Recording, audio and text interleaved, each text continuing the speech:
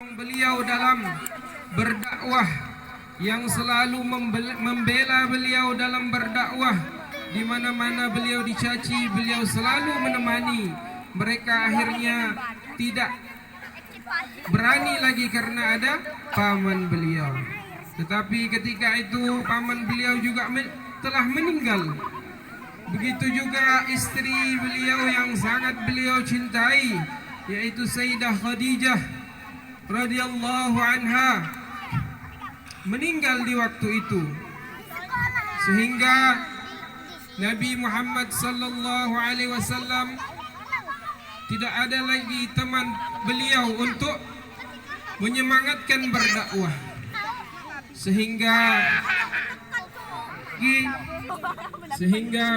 sampainya di Taif beliau ternyata tidak mendapatkan perkara yang beliau harapkan. Ternyata orang-orang Taif juga membenci Nabi Muhammad sallallahu alaihi wasallam.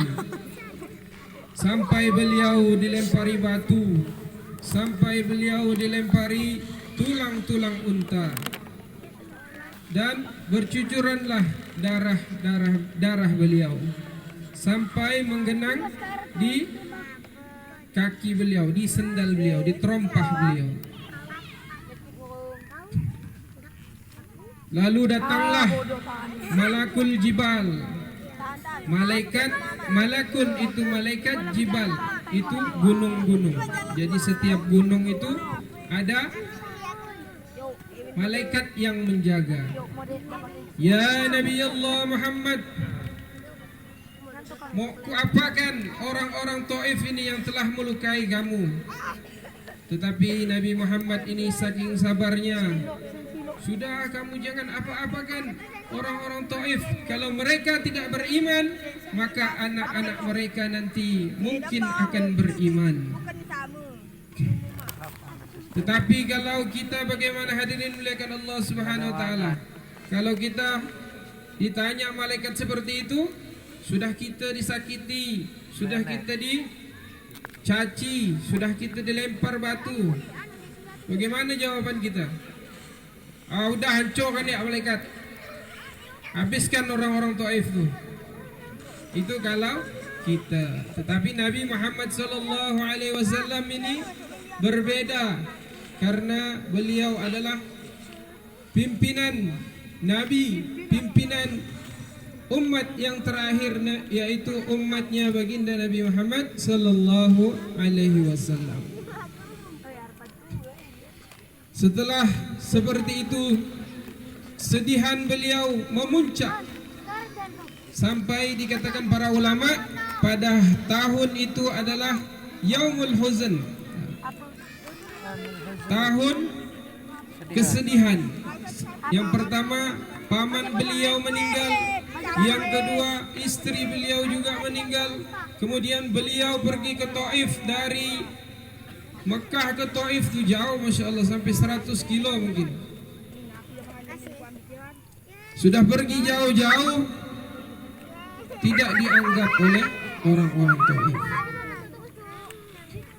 Akhirnya beliau berdoa, ilaika asqadu faquwati wa qillata hilati wa hawani 'alan nas. Ya Allah, sudah lemah aku, sudah letih aku ya Allah. Mau terserah, mau kau apakan lagi? Sudah hina aku terhadap manusia-manusia ini. Yang penting engkau tidak marah ya Allah, maka aku tidak mengapa. Jadi ketika beliau berjalan, beliau letih, beliau istirahat. Kemudian datanglah malaikat Jibril mendatangi beliau.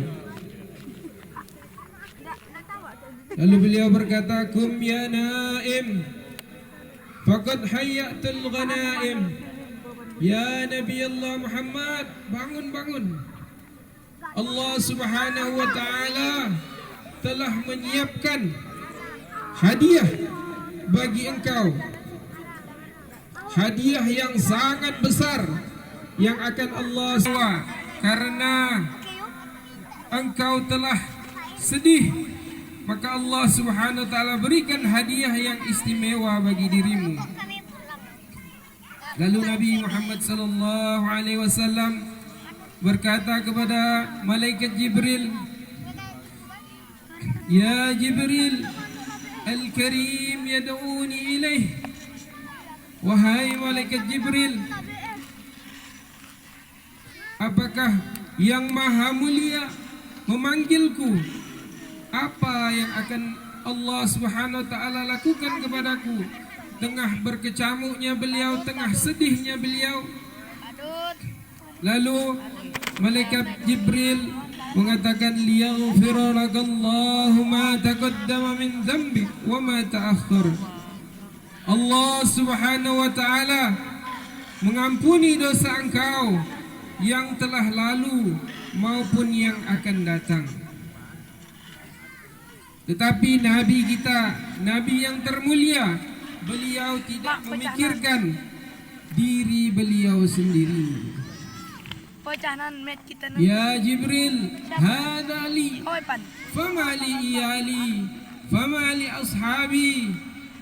Ya Jibril, itu hadiah buat saya. Tetapi bagaimana hadiah untuk tetangga-tetangga saya, keluarga-keluarga saya, untuk sahabat-sahabat saya, untuk orang-orang yang ada di PT ini? Apa pula hadiah? Apa yang Allah Subhanahu wa taala siapkan untuk mereka, ya Jibril? Lalu malaikat Jibril alaihi salatu wassalam, beliau berkata, "Wala saufa yu'tu," sampai engkau ridho, sampai tidak ada lagi umat Nabi Muhammad sallallahu alaihi wasallam di dalam neraka. Kemudian ketika itu malaikat Jibril membelah dadanya Nabi Muhammad sallallahu alaihi wasallam dalam keadaan beliau masih sadar, tidak pakai dibius, tapi dalam keadaan sadar.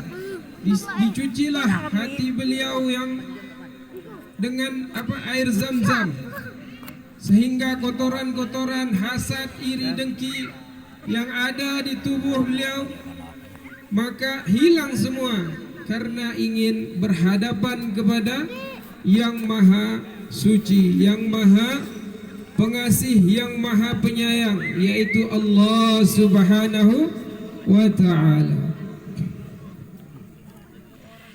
Singkat cerita, Nabi Muhammad sallallahu alaihi wasallam pergilah Isra minal Masjidil Haram ilal Masjidil Aqsa, dari Masjidil Haram ke Masjidil Aqsa. Tetapi dalam perjalanan ini banyak sekali penglihatan Nabi Muhammad sallallahu alaihi wasallam. Jadi ketika sedang berjalan dengan buruk, bukan dengan kuda, tapi dengan buruk namanya, yang mana kecepatannya secepat kilat. Sedangkan Masjidil Haram ke Masjidil Aqsa Palestina itu jauhnya Masya Allah. Kalau naik pesawat pun jauh, apalagi naik kuda. Tetapi beliau naik dengan buruk, secepat kilat. Tapi ketika perjalanan Isra, ada di sebelah kanan beliau ada yang memanggil, "Ya Muhammad, ya Muhammad." Tetapi beliau tidak menoleh. Kemudian ada lagi di sebelah kiri beliau memanggil beliau, "Ya Muhammad, ya Muhammad." Tetapi beliau tidak menoleh juga. Kemudian di depan beliau ada seorang nenek-nenek yang mana gincunya 10 cm tebalnya, kemudian bedaknya juga 10 cm. Kemudian nenek-nenek tersebut pakai perhiasan, kalung, berlian dipakai, memanggil Nabi Muhammad juga, tetapi beliau tidak menoleh. Kemudian beliau berkata kepada malaikat Jibril, "Ya Jibril, man huwa ya Jibril? Siapakah orang yang berada di sebelah kanan tadi, wahai Jibril?" "Ya Muhammad, beruntung engkau tidak menoleh. Orang yang sebelah kanan itu adalah orang Yahudi yang memanggilmu. Seandainya engkau menoleh, maka banyak umatmu menjadi Yahudi." Yahudi tahu bapak-bapak? Tahu ibu-ibu? Yahudi adalah orang-orang Israel yang mana mereka membunuh anak-anak, bapak-bapak, ibu-ibu, dibom di Palestina. Seharusnya ketika perang itu anak-anak dan ibu-ibu tidak boleh dibunuh kecuali orang-orang yang membawa senjata saja. Tetapi saking bengisnya saking bengisnya mereka, saking jeleknya sifat mereka itu, orang-orang Yahudi semuanya dibantai semua sama mereka.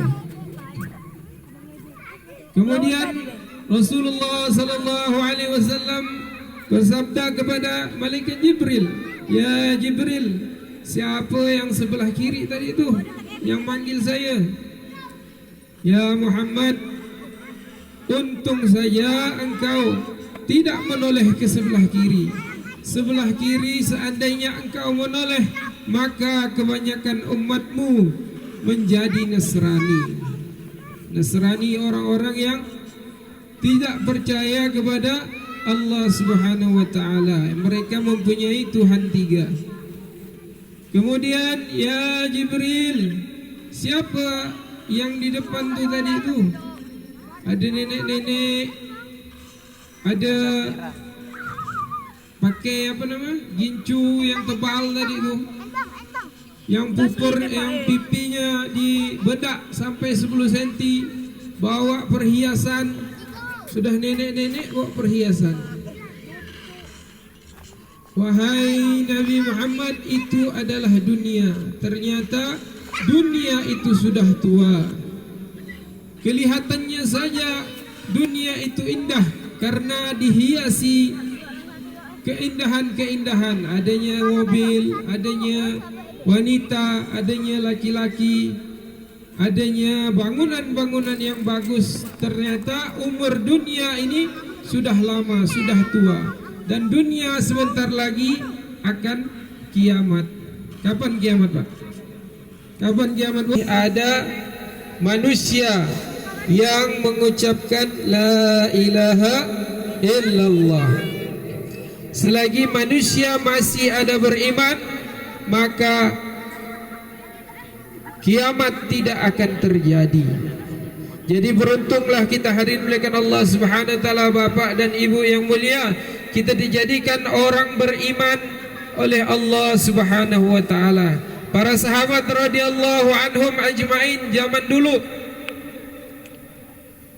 mau beriman untuk mempertahankan imannya. Ada yang rela ditimpakan dadanya dengan batu yang besar, kemudian badannya dijemur di atas pasir yang sangat panas, seperti sahabat Bilal radhiyallahu anhu. Begitu juga hadirin muliakan Allah Subhanahu wa taala, ada sahabat yang rela punggungnya diseret di atas bara api yang sangat panas untuk mempertahankan imannya. Tetapi hari ini kita semua alhamdulillah lahir dari ibunda-ibunda yang beriman, kemudian ditempatkan di tempat orang-orang yang sekitarnya beriman. Tinggal kita saja bersyukur kepada Allah Subhanahu wa ta'ala. Jadi iman itu sangat penting hadirin mulia, karena iman adalah kuncinya surga. Miftahul jannah la ilaha illallah. Kuncinya surga adalah la ilaha illallah. Ketika orang mengucapkan la ilaha illallah, matinya la ilaha illallah Muhammad Rasulullah, berarti dia mati sudah megang kunci surga, tinggal dibuka. Surga, Masya Allah, surga ini yang mana kenikmatannya sangat banyak yang Allah Subhanahu wa ta'ala siapkan, yang Allah Subhanahu wa ta'ala berikan bagi orang-orang yang beriman, yang mana dikatakan di dalam surat Al-Waqiah, surat Al-Waqiah, yaitu wa fakihatin mimma yatakhayyarun wa lahmi tayrin mimma yashtahun wa hurun 'ain ka'amsalil lu'lu'il maknun. Mau buah apa saja ada di surga. Buah yang bisa dimakan, bukan buah sawit apa. Buah sawit bisa dimakan ke Pak? Kalau yang mentah-mentah bisa dimakan ke? Oh bisa. Apa pula diambil ya yang mentah ya? Jadi semua buah-buahan yang ada di bumi ini semuanya ada semua di surga, tetapi lebih nikmat, lebih lezat, makin hari makin dimakan makin enak, makin dimakan makin lezat. Tidak ada kekenyangan makan buah, tidak ada. Walaupun sampai satu gunung berbeda-beda rasanya. Kemudian walahmi tayrin mimma yashtahun, daging-daging burung, terserah mau burung apa saja, mau daging apa saja ada di surganya Allah Subhanahu wa ta'ala. Tetapi kalau di dunia ini kita perlu beli dulu, perlu ditangkap dulu, perlu dimasak dulu. Tetapi kalau di akhirat nanti di surganya Allah Subhanahu wa ta'ala tidak perlu. Baru saja terbetik saja di dalam hati, terlintas saja di dalam fikiran, oh saya mau makan panggang burung nih, langsung datang, langsung tersedia panggang burung, panggang ayam, panggang sapi, panggang kambing, semua tersedia. Kemudian setelah dimakan, tulang menulangnya menyatu kembali, jadi lagi kambing, jadi lagi burung. Semuanya telah tersedia di dalam surga. Kemudian walahmi tayrin mimma yastan wa hurun 'ain ka'amsalil lu'lu'il maknun. Dan bidadari Pak, bidadari seperti mutiara yang tersimpan. Masya Allah. Bidadari itu kata ulama, lau anna haura luffat fil bahri lujian la'adhuba dhalikal ma' li'udhubatih. Seandainya setetes saja air liur bidadari itu jatuh ke dalam lautan, maka lautan akan menjadi manis. Masya Allah. Apalagi bidadarinya istri sendiri Pak, Masya Allah, akan jadi ratu-ratunya bidadari. Yang liau-liau tu Pak, tu jadi manis nanti di surganya Allah Subhanahu wa ta'ala. Wa hurun 'ain, dan untuk orang beriman nanti disiapkan ada 70 kamar, dan setiap kamar ada 70 bidadari. Masya Allah. Yang disiapkan untuk apa? Untuk siapa? Untuk siapa yang disiapkan ini?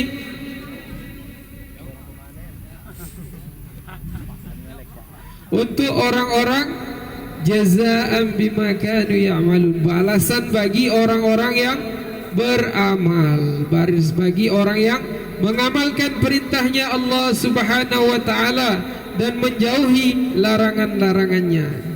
Kemudian tadi Nabi Muhammad sallallahu alaihi wasallam lanjut lagi, beliau Isra dan beliau melihat ada orang yang begitu nanam buah-buahan, nanam kemudian tumbuh, nanam sawit, tumbuh sawit, panen, tanam, tumbuh, panen. Panennya besar-besar lagi. Kemudian tanam buah-buahan yang lain, ketika tanam, tumbuh, berbuah, langsung dipanen. Wahai Jibril, man haula'i ya Jibril? Siapakah mereka itu wahai malaikat Jibril? Mereka haula, kata malaikat Jibril, haula'i mujahiduna fi sabilillah. Mereka itu adalah orang-orang yang berjuang di jalan Allah Subhanahu wa taala. Maka pahalanya makin tambah, makin hari makin tambah, makin hari makin ditambah oleh Allah Subhanahu wa taala. Orang-orang yang berjuang, berjihad di jalan Allah Subhanahu wa taala. Dan semoga pembuatan acara kita ini dihitung jihad fi sabilillah oleh Allah Subhanahu wa taala. Amin ya rabbal alamin. Kemudian lanjut lagi Nabi Muhammad sallallahu alaihi wasallam melihat satu keanehan lagi. Ada orang di depannya, ada satu mangkok daging, ada satu piring daging, daging yang segar, daging yang sudah dipanggang di depannya, yang wanginya 100 meter keciuman. Kemudian yang satu lagi di sampingnya ada juga piring, tetapi dagingnya udah berulat, udah busuk, yang baunya 100 meter tuh keciuman. Tetapi yang anehnya, orang ini malah makan yang daging busuk itu, padahal di depannya ada daging yang segar, ada daging yang enak, ada ayam panggang, bebek panggang, kambing panggang, tetapi malah dia makan daging yang busuk. Kata Nabiullah Muhammad sallallahu alaihi wasallam, man haula'i ya Jibril? Kata malaikat Jibril, mereka adalah orang yang mempunyai istri sah yang soleh di dalam rumahnya, tetapi dia malah selingkuh di luar, malah main cewek di luar, malah berbuat maksiat di luar. Padahal di rumah ada istri yang solehah, istri yang cantik. Ternyata kalau setelah dinilai-nilai, ternyata selingkuhan itu lebih jelek daripada istri sah. Biasanya seperti itu. Bagaimana Pak Bu supaya rumah tangga sakinah, mawadah, warahmah? Yaitu kita saling menerima, saling menjaga. Jaga bagaimana Pak Bu? Ibu-ibunya jaga jaga penampilannya ketika di depan suami. Jangan hanya pergi pengajian bedak tebal 1 meter 10 senti, kemudian gincunya 10 senti kak. Kalau mau pergi berjalan, berdandan 1 jam. Tapi kalau depan suami, masya Allah la quwata illa billah. Jadi supaya suaminya melihatnya melihat istrinya senang ketika pulang dari kerja, kerja dari manen sawit jam 4, biasanya jam 5, jam 4 sudah persiapan cantik-cantik, sudah mandi, sudah wangi. Kalau ada bulu ketek dicabut. Kemudian pakai skincare. pakai skincare, pakai gincu yang tebal. Kemudian ketika suaminya masuk, assalamualaikum. Waalaikumsalam. Ya Allah, siapa ni dalam rumah? Ada bidadari apa? Bidadari dari mana jatuh ni? Masya Allah. Akhirnya ketika masuk suaminya, diciumlah tangannya. Dicium tangannya, Masya Allah, walaupun bau sawit. Tetapi walaupun bau sawit tetap dicium, karena suaminya sendiri, jangan suami orang. Jadi ketika masuk sudah disiapkan makanan kesukaannya. Ya Allah dek, ngapa pula bisa macam ini? Alhamdulillah Pak, tadi malam dengar ceramah, jadi saya dapat berubah supaya bapak tak ada nengok orang lain gitu. Begitu juga bapaknya bu, bapaknya begitu juga. Jangan sampai ketika mau jalan wangi-wangi dengan kawan. Tapi kalau di rumah balik dari sawit, langsung terjala. Kemudian kalau mau ngomong sama istrinya, maaf kalau yang merokok, kalau bisa kalau mau ngomong sama istrinya sikat gigi dulu, biar wangi, biar indah suasana di dalam rumah itu, menjadi sakinah mawaddah warahmah, sehingga suami dan istri saling paham, sehingga nanti di dalam surga bersama-sama, di dalam istana yang istimewa untuk suami dan istri yang saling mencintai. Masya Allah. Jadi nanti kalau orang-orang yang selingkuh, nanti hukumannya nanti di akhirat yaitu makan daging-daging yang busuk. Masya Allah. Na'udzubillah. Kemudian lanjut lagi, Nabi Muhammad sallallahu alaihi wasallam pergi Isra, melihat lagi ada orang yang badannya pendek tapi perutnya besar sampai macam bangunan tinggi gitu. Lalu malaikat Jibril mengatakan, mereka itu ya Nabi Muhammad, mereka adalah orang-orang yang kerjanya tidak sesuai dengan apa yang disuruh, tidak sesuai. Mereka suka korupsi, mereka suka mengambil hak dari teman-temannya. Mereka tidak mengambil haknya, tetapi mengambil hak orang lain. Kemudian berjalan lagi Nabi Muhammad sallallahu alaihi wasallam melihat pemandangan yang aneh lagi. Ada orang-orang ngambil batu dihantamkan ke kepala, pecah. Jadi satu lagi kepalanya, kemudian ambil lagi batu dihantamkan lagi kepalanya. Man haula ya Jibril, kata Nabi Muhammad. Wahai Nabi Muhammad, mereka adalah orang-orang yang kepalanya susah untuk bersujud kepada Allah Subhanahu wa taala. Ketika azan subuh dikumandangkan hayya 'alas salah, ketika azan zuhur dikumandangkan hayya 'alas salah, marilah kita solat. Alah, letih ni habis kerja.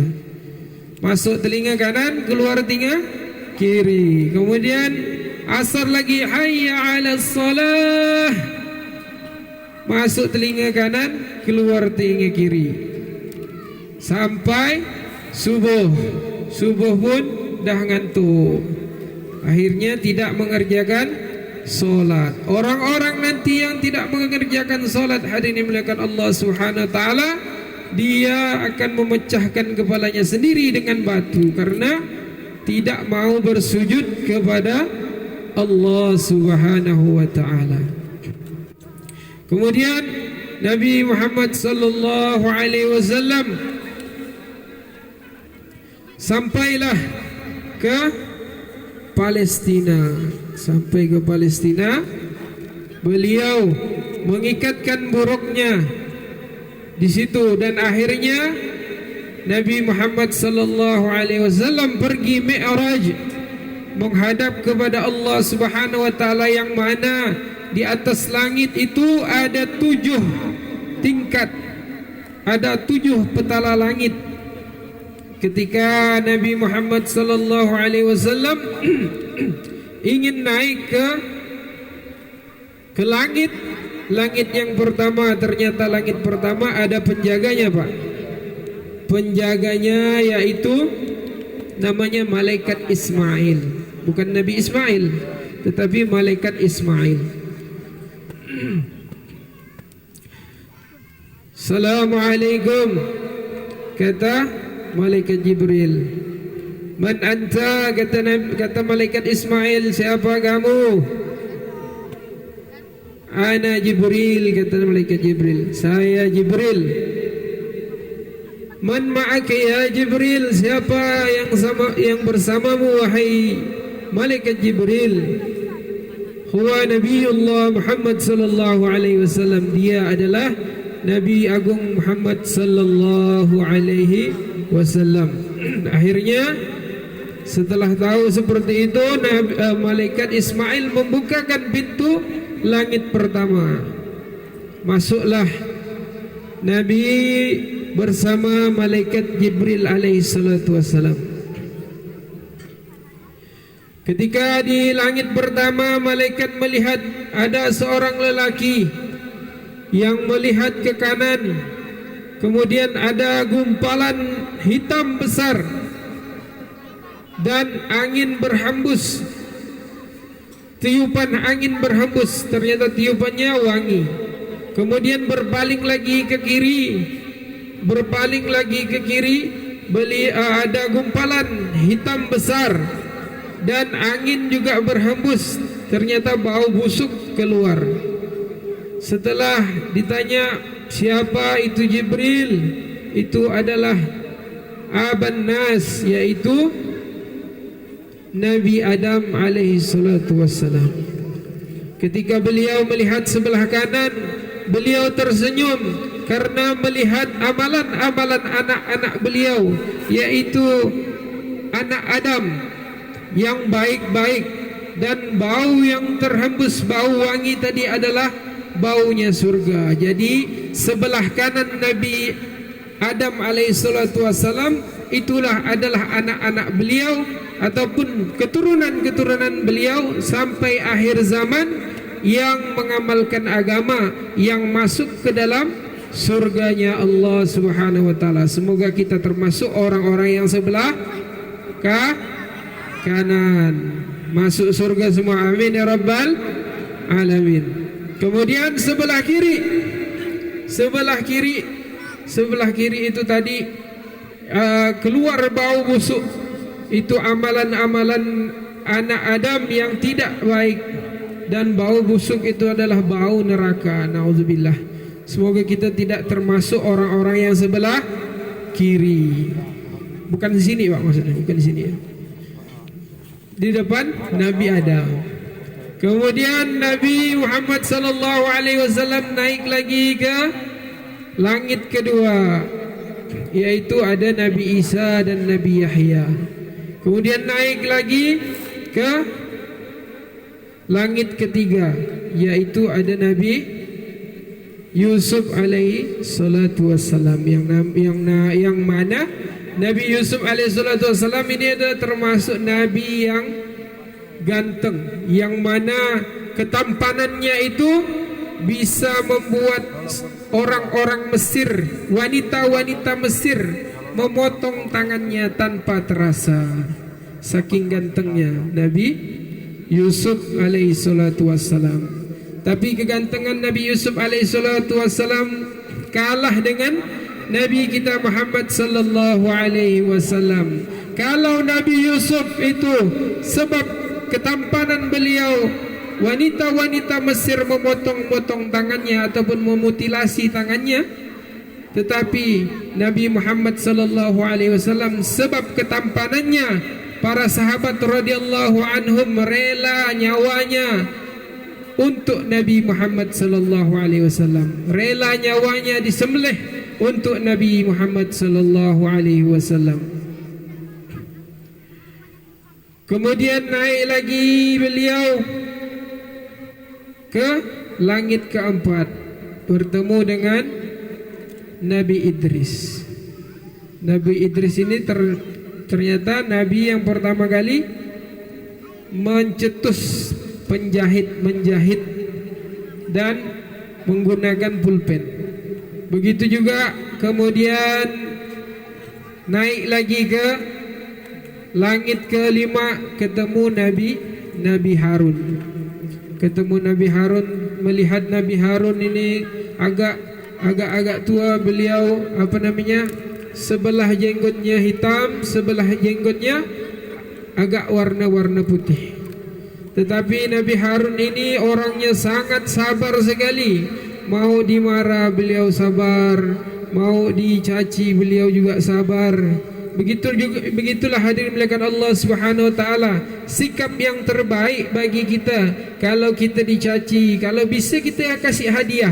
Kalau kita digunjing ataupun digibah, sama misalnya ibu-ibu digibah sama ibu sebelahnya, ibu ini ngapa macam ini, kita kasih hadiah. Biar apa? Karena pahalanya sudah berkurang, gibahan itu untuk kita. Jadi pahalanya sehari misalnya 10 kali gibah, berarti 10 pahala hilang. Kalau 2 tahun bagaimana? Habislah pahala.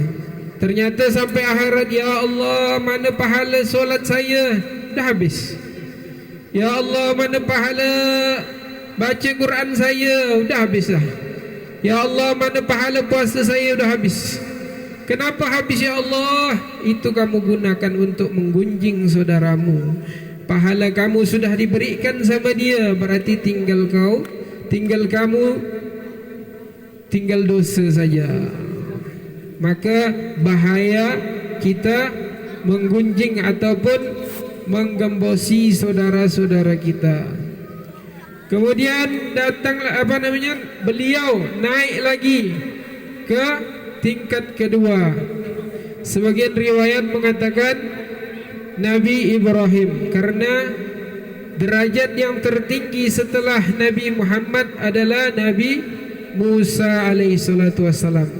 Dan yang di tingkat pertama Nabi Musa alaihissalatu wassalam. Dan ketika Nabi Muhammad sallallahu alaihi wasallam naik ke Sidratul Muntaha, bertemu dengan Zat Allah yang maha indah, Zat yang menciptakan segala keindahan, maka semua keindahan yang ada di muka bumi ini telah sirna karena melihat Allah Subhanahu wa taala. Dan ahli surga Allah Subhanahu wa taala berikan kenikmatan yang terbesar adalah melihat zat Allah Subhanahu wa taala. Jadi nikmat yang bidadari 70 bidadari yang dikali 70 kamar tu, yang bidadari yang indah, yang cantik, yang liurnya bisa memaniskan lautan, itu semua hilang indahnya setelah melihat zat yang paling indah, yaitu Allah Subhanahu wa taala. Ketika Nabi Muhammad sallallahu alaihi wasallam sampai ke Sidratul Muntaha, bermuajahah dengan zat Allah Subhanahu wa taala. Nah, Allah Subhanahu wa taala memberikan wahyu kepada Nabi Muhammad asal mula solat kita ini, Bapak Ibu, yaitu 50 waktu, bukan 50 rakaat, 50 waktu. Datang Nabi Muhammad turun ke bawah, ketemu Nabi Musa. Wahai Nabi Muhammad, kata Nabi Musa, apa yang diwahyukan Allah sama kamu? Ya Nabi Allah Musa, saya dapat hadiah dari Allah ni, 50 waktu solat. Nabi Musa katakan, sudah, katanya, minta keringanan sama Allah, tak akan kuat umat saya yang ribuan tahun umurnya, tidak kuat. Apalagi umatmu yang umurnya 60-70 tahun, yang badannya kecil-kecil, tidak akan kuat solat sampai 50 waktu. Akhirnya Nabi pergi lagi menghadap Allah Subhanahu wa taala, minta keringanan, dapatlah 45. Akhirnya minta turunkan lagi Nabi sama Nabi Musa sampai 5 waktu. Dan 5 waktu ini pun kadang ada yang minta kurang lagi. Ada yang 4, minta 4 waktu. Dah itu minta kurang lagi, minta 3 waktu, tidak solat yang 2 waktunya. Ada juga yang minta sampai 1 kali 1 hari. Ada yang parah lagi, 1 minggu 1 kali solat Jumaat. Yang ada yang lebih parah lagi, satu tahun 2 kali. Cuman solat Idul Adha dengan Idul Fitri. Na'udzubillah. Kemudian hadirin melakukan Allah Subhanahu wa taala, itulah hadiah yang Allah Subhanahu wa taala berikan kepada Nabi Muhammad sallallahu alaihi wasallam, 5 waktu solat. Dan Allah berikan kepada umat Nabi Muhammad sallallahu alaihi wasallam, yang mana kata Nabi, man shalla lillahi 40 yawman fi jama'atin yudriku takbiratal ula kutiba lahu bara'atun minan nar wa bara'atun minan nifaq. Barang siapa solat karena Allah Subhanahu wa taala selama 40 hari tanpa tertinggal takbiratul ula, berarti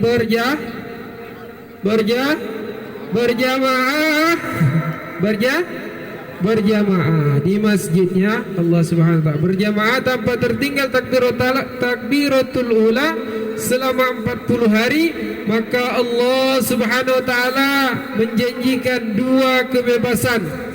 Yang pertama, bebas dari api neraka, bara'atun minan nar, bebas dari api neraka. Pak Bu, yang mana api neraka dikatakan di dalam hadis Nabi Muhammad sallallahu alaihi wasallam itu panasnya 69 kali lipat daripada panas api dunia. Api dunia saja kalau kena badan kita melepuh. Api dunia saja kalau kena rumah ataupun sempuk terbakar habis. Kena hutan terbakar habis. Apalagi dilipatkan 69 kali lipat. Itu api neraka. Dan yang paling ringan azab api neraka yaitu adalah dipakaikan sendal dari bara api mendidih otaknya. Na'udzubillah. Itu paling ringan siksa api neraka. Dan banyak lagi yang ada namanya ular Sujaul Aqra, yang 1 tetes saja apabila bisanya jatuh ke atas muka bumi ini, maka setengah dari bumi ini ataupun seluruhnya dari bumi ini tidak akan bisa tumbuh-tumbuhan saking berbisanya. Setetes ya, bagaimana kena manusia. Itulah neraka, dibebaskan dari api neraka kalau orang solat, jaga solatnya dengan berjamaah. Kemudian yang kedua, dibebaskan dari sifat munafik, yang mana di dalam Quran dikatakan innal munafiqina fid darkil asfali minan nar. Orang-orang munafik itu letaknya paling dasar api neraka. Di atasnya saja udah panas, apalagi ditaruh di dasar api neraka. Na'udzubillah. Dan bagaimana hadirin melakukan Allah Subhanahu wa taala, kita bersyukur kepada Allah Subhanahu wa taala. Allah Subhanahu wa taala letakkan kita, tinggalkan kita di Indonesia, yang mana negaranya Masya Allah, Alhamdulillah, banyak masjid di mana-mana. Di mana-mana ada masjid, bahkan di pabrik, bahkan di terminal ada musalla, bahkan di SPBU ada musalla. Di mana-mana ada masjid. Tinggal kita saja yang meramaikannya. Dikatakan innas salata tanha 'anil fahsya'i wal munkar. Sungguhnya salat adalah mencegah perbuatan keji dan mungkar. Zaman sahabat dulu ada sahabat Nabi, dia setiap hari solat tapi tiap hari gak curi. Tiap hari solat, tiap hari gak curi. Lalu kata Nabi, lalu dilaporkan kepada Nabi, ya Nabi Allah, ini sahabat satu, ada sahabat nih, dia solat gak tapi nyuri gak. Bagaimana Nabi? Biarkan saja dia, kalau dia istiqomah solat dengan berjamaah, maka akan menghilangkan sifat buruknya. Maka dari itu kita senantiasa jaga solat jamaah kita di masjid, insyaallah. Kemudian kita tinggal di Indonesia ini tidak seperti di Palestina. Hadirin dimuliakan Allah Subhanahu wa taala. Kalau Palestina, Masya Allah, mau solat masjidnya dibom, mau solat masjidnya dibakar. Tetapi kita di sini di Indonesia ini banyak masjid, tinggal kita isi saja. Sekarang masjid sudah megah-megah, sudah mewah-mewah, tiangnya berdiri banyak sekali. Jangan sampai hanya tiang saja ada di masjid itu. Bagaimana kita semua yang ada di sini meramaikan masjid kita sehingga negara kita jadi baldatun thayyibatun wa rabbun ghafur, sehingga Allah Subhanahu wa taala turunkan keberkahan dari langit dan bumi kita, sehingga semua perbuatan kita menjadi baik. Kenapa? Karena suasana kita menjadi baik. Kalau suasana dan keadaan sudah menjadi baik, maka Allah Subhanahu wa taala akan turunkan keberkahan dari langit dan bumi. Tapi sebaliknya, kalau perlakuan buruk, kemudian suasana juga buruk, maka Allah Subhanahu wa taala akan turunkan azab dari langit dan bumi. Na'udzubillah. Na'udzubillah subhanahu wa. Semoga kita semua dengan ceramah ataupun muzakarah yang singkat ini, yang yang sebentar ini, bagaimana semuanya kita dapat ambil ibarah, dan semoga Allah Subhanahu wa taala memberikan hidayah terus kepada kita, dan Allah Subhanahu wa taala tetapkan iman kita sampai akhir hayat kita, dan semua yang ada di sini yang hadir di majlis ini, Allah Subhanahu wa taala masukkan kita ke dalam surganya tanpa hisab, tanpa azab. Amin amin ya rabbal alamin. Alhamdulillah, di sini saja yang dapat saya sampaikan. Ada kebaikannya dari Allah Subhanahu wa taala, ada salahnya dari kehilafan saya sendiri. Wabillahi taufik wal hidayah. Assalamualaikum warahmatullahi wabarakatuh.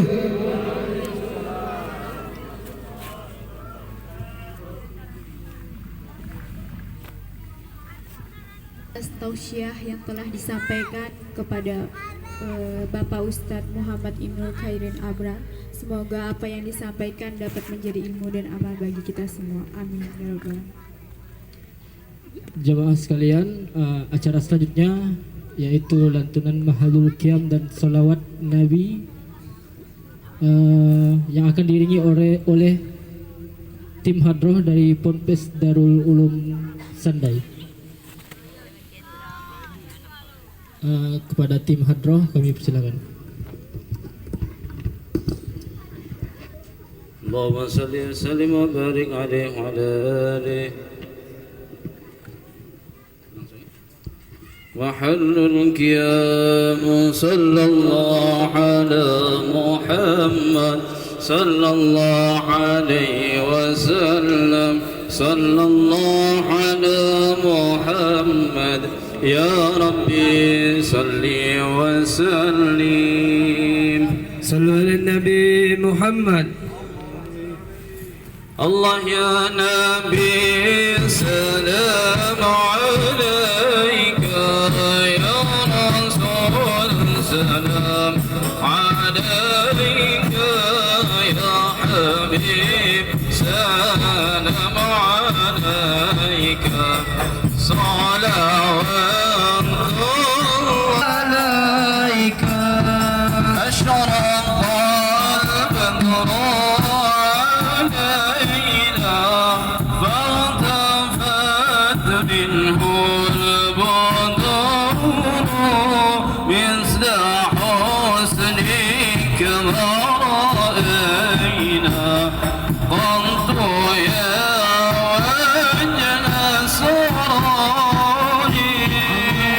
نبي سلام عليك، يا رسول سلام عليك، يا حبيب سلام عليك، صلوات الله عليك.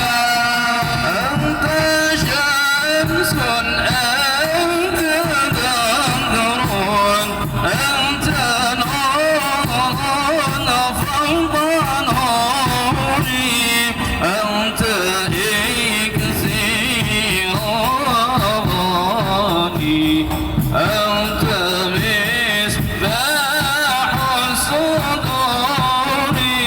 ويا نبي سلام يا محمد، يا عروس الخفيضين، يا مؤيد يا ممجد، يا إمام القبلتين. سلام عليك يا حبيب سلام عليك، صلوات الله عليك. مرحبا من رأى وجهك يسعد، مرحبا يا كريم الوالدين، مرحبا مرحبا يا نور العين، نورك صافي المبرد، مرحبا وردنا يوم النشور. مرحبا مرحبا يا نور العين، مرحبا مرحبا جند الحسين.